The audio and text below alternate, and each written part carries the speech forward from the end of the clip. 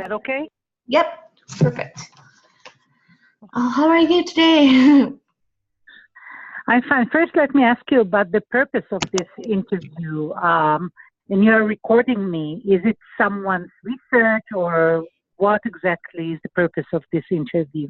After do interview with you, I try to transcribe what your answers, and then I will give the transcription to MSU team, and then they will try to give some like necessary support about developing your Hebrew materials, or we try to develop our bond between you and MSU team. That's why we try to do interview.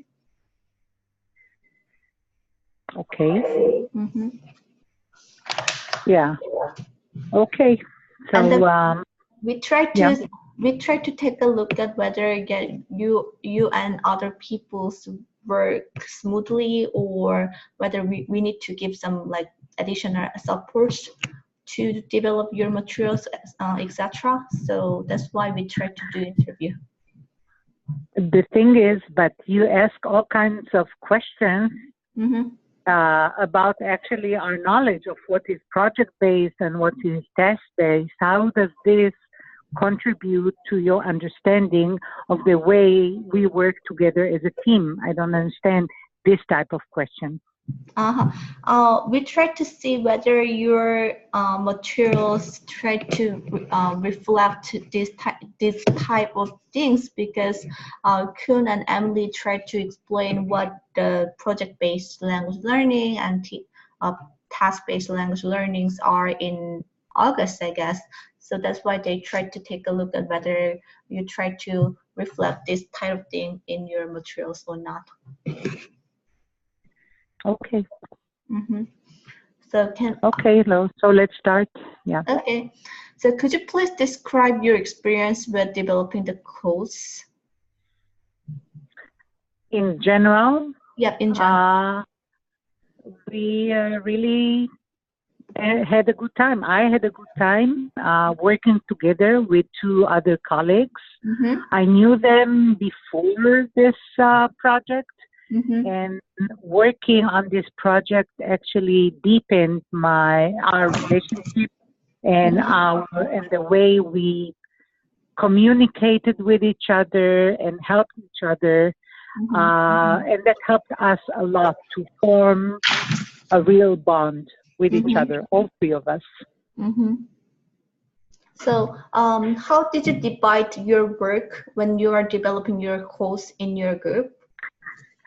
There was never a real conversation about it, but somehow we found ourselves, Adi and I found ourselves working on developing the course material, looking for the right clips and other things, and Avital concentrated on writing the goals and the other things that were a bit different, but together we divided it among ourselves without actually intentionally ever speaking about it.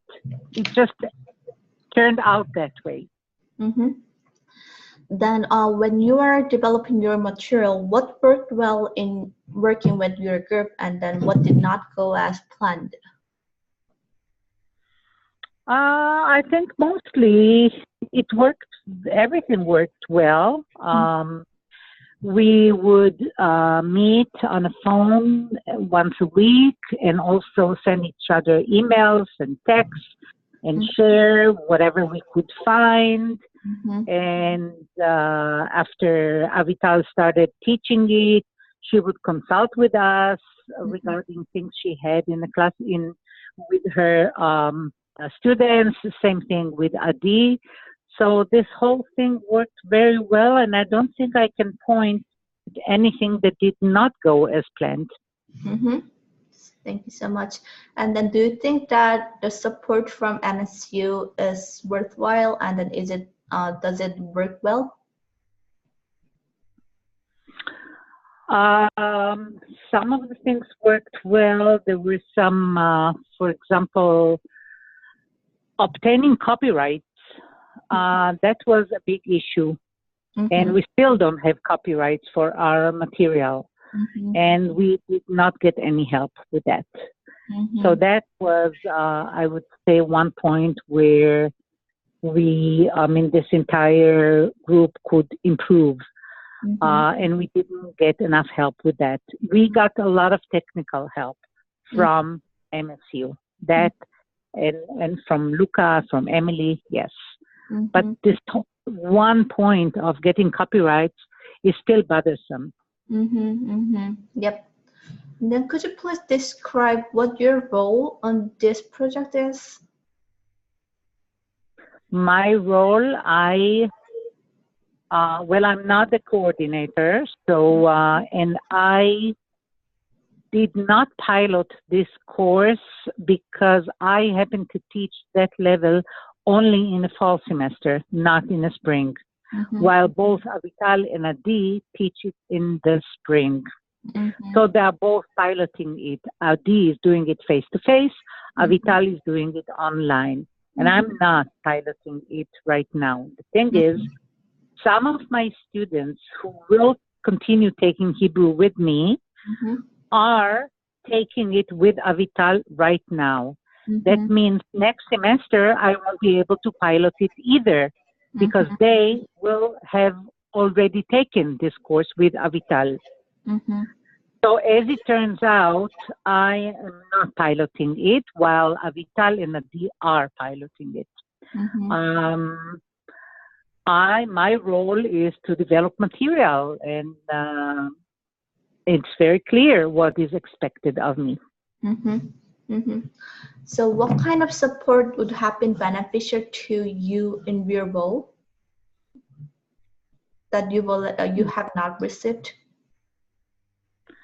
I think I've answered that already in number one. Support from MSU was with regards to copyrights. Other things, we did not need support. We were able to work independently, all three of us together. So we are all experienced teachers and the instructors, so we did not need any help. I didn't need any help with developing. I know Avital had some technical issues. Yeah, but that is something you probably talk to her. Okay. And then I'm going to ask some questions about task-based language learning and project-based language learning. So could you please describe in your own word what the main principles or ideas of proficiency-based language teaching are? Proficiency-based language teaching, in my view, is something that encompasses both task-based learning and project-based learning. It's all about helping students become proficient. I would say at some levels, you would use tasks in a classroom, preferably authentic tasks to reach proficiency. You could, several tasks together could become a project. And the umbrella on top of everything is a proficiency-based language teaching. This is the type of teaching that encompasses speaking and writing and reading and listening, all in a meaningful way while following Excel standards. A teacher has proficiency in mind while preparing class material and lesson plans and assessing. A teacher should think about proficiency while working on interpretive assessment or interpretive mode or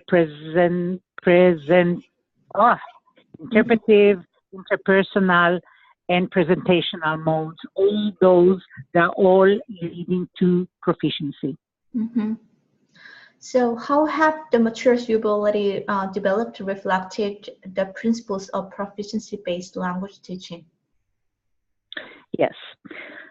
Well, the materials we planned for this course actually serve all those modes by the following way. First of all, the interpretive mode. At home, students listen and actually view clips and answer questions that are about those clips and learn the vocabulary.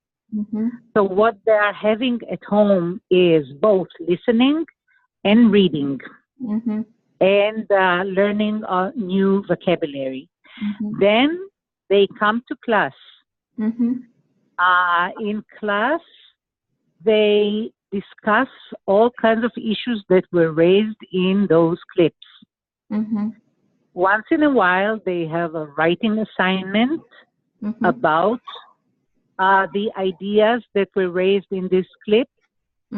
They have some projects that are connected to these clips. And by doing that, we are covering all modes of teaching. Then, what is the difference between proficiency-based language learning and task-based language teaching, based on your opinion? In my opinion, as I said before, proficiency-based includes task-based instruction.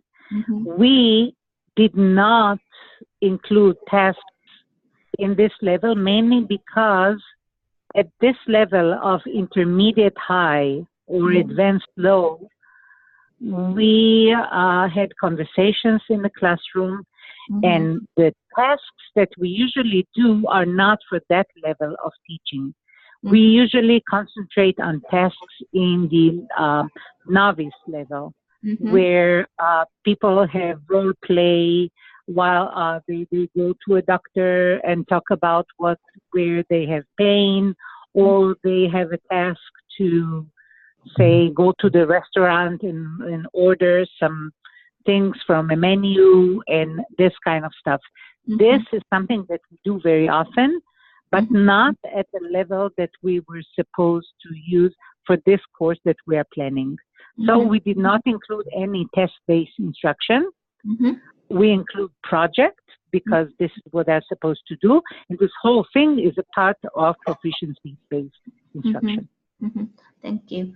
And then what have you done in your course that you might consider embodying the principles of task-based language learning, language teaching? Which question are you looking at? Is it 5? The second one of number 4. Yeah. What, if anything, have you done in your course that you might consider embodying the principle of task-based language teaching? Not in this course. We did not include anything. As I said before, we did not include because of the level of, I'm talking about the actual level of intermediate high to advanced low. We didn't see any need to include any test-based language teaching. Then based on your opinion, what is the difference between proficiency-based language teaching and project-based language learning? I think I've answered this already. I think that project-based language learning is included in the proficiency. Proficiency is the umbrella. Yep. And then after having talked about the differences across project and task and proficiency-based language teaching, how do you now characterize your course? In terms of what? In terms of like reflecting all the approaches or reflecting only one of the approaches, etc. I think all those questions are repeating the exact same thing, and I'm giving you the exact same answer every time. Yeah. Yeah. So I don't think I need to answer anything in question number 6. It's exactly what I said before. Yep.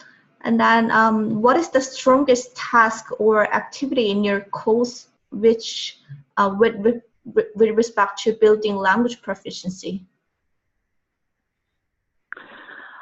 I think it's either the elevator pitch that they are working on in the middle of the course, or the project at the end of the course. It's taken from real life.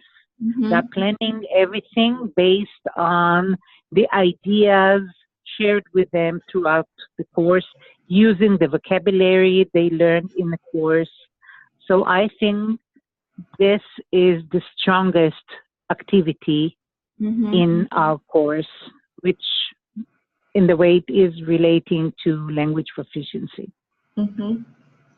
Then how have you prepared this course to teach online course differently than face-to-face course in terms of role and duties of instructors, nature of materials and tasks, and planning and development of the courses? Okay, first take into account that I did not teach this course. The other two are currently teaching. So from knowing what they're going through, I can say the following. Roles and duties of instructors. I understand that Avital's role is not like Adi's role, mainly because Avital is more behind the scene. She's sending material, they're sending material back, they're tested, but as I said, she's more behind the scene, while Adi is teaching them an hour and 20 minutes twice a week, and they're discussing the material, and the nature of the material is the same, but sometimes Adi felt that she needed more material, mainly because she had to find a way to give content to an hour and 20 minutes. She tried not to show the clip during class time, so the entire class time will be for speaking about the clip. But sometimes she needed more than one clip per class in order to have a real conversation. So in terms of planning and development, we thought we had enough material when the course started and when we built the curriculum. We found out, or Adi found out quite quickly, that she needed more. So I, as the only one who is not teaching this course right now, together we found more material and actually developed more lesson plans to give more content to this course, something we had no idea we would need to do. But this is something that we are currently doing. As of right now, I am planning more lesson plans, and I'm sending those to both Avital and Adi. And same with Adi. She's adding material all the time when she feels that she doesn't have enough. And this is not easy because it's not very easy to find more authentic material online about certain innovations. Either there are innovations or there aren't innovations. And we have to find them.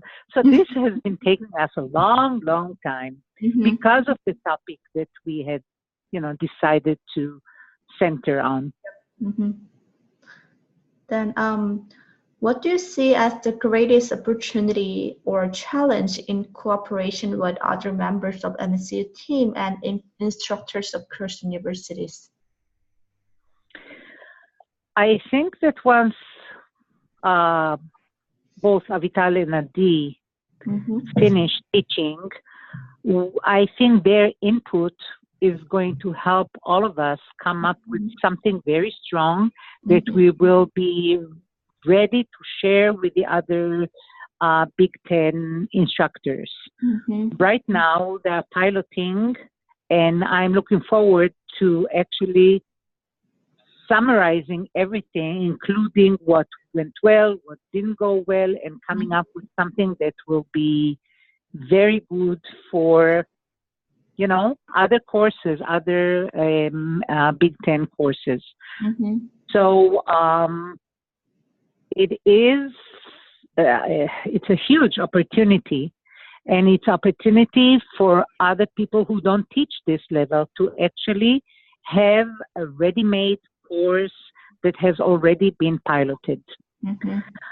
This is the opportunity. A challenge, well, various universities have various types of Hebrew students. Mm-hmm. Some universities have students whose parents speak Hebrew at home.